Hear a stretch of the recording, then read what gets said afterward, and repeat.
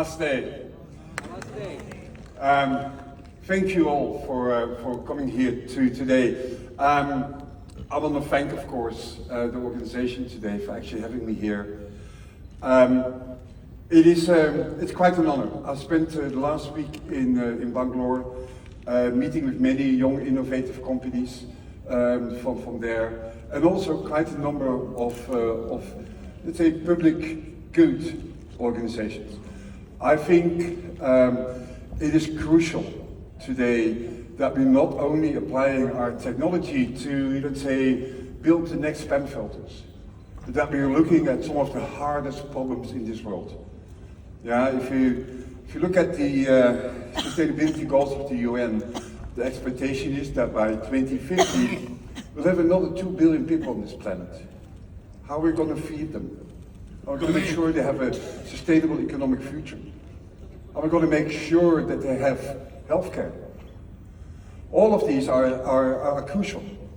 But also, I think if I look at sort of making sure that the individual cultures of different people are actually still celebrated. For example, in Bangalore, I met a young business called Swende. Actually, this is an image, and actually the QR code will take you to the Now Go Build episode about Swende. Their goal is to take age-old art in India that is slowly disappearing and applying it to modern manufactured goods, such as you want to have a unique laptop sleeve, you want to have nice lamps, all uniquely made for you. And the real goal, next to actually saving this age-old art, is to make sure that those artists actually have a new income. Many of those are women.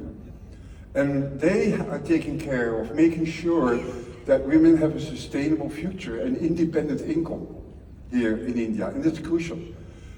But also if I look, for example, at a company like Namayatri, who actually cut out the middleman between drivers and people who want to go somewhere, making sure that tuk-tuk drivers actually go from an income from 400 rupees to 1,000 rupees. And these impacts are significant. But we cannot do this if we do not at the same time keep cost and sustainability in mind.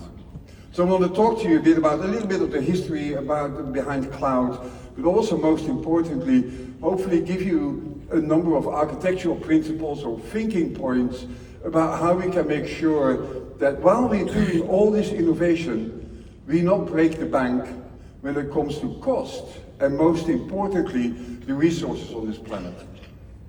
Now, we go back, one of the things that actually really drives the development of cloud was the fact that, before cloud, we were all driven by this hardware constraint. And if I think about Amazon, the retailer, each year we saw significant growth, and we were pretty good in sort of anticipating how much growth we would see. As such, I had to make sure that we had sufficient hardware to make sure that we could serve our customers.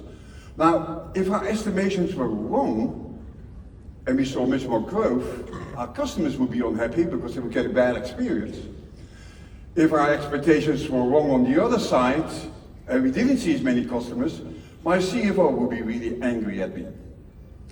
But what happened always in these situations, something unexpected would happen. There would be, just before Black Friday, a team would come to us and would say like, oh, you know what, we have this brilliant idea from this new promotion. And you would go like, you don't have any capacity for that, we didn't anticipate this. But for some reason, we always made it work. We always found a way. Because these constraints, they breed creativity. They breed thinking. How can we live within these constraints?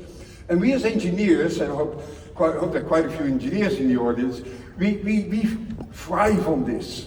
We thrive on the fact that we can be creative, that we can find new ways to make things happen within these constraints. Now, of course, there are also a lot of downsides to these constraints. And then cloud came and it removed these constraints, because now suddenly we had unlimited capacity at our fingertips. We could finally build those things that we always wanted to build. And most importantly, we could move much faster because we're no longer constrained.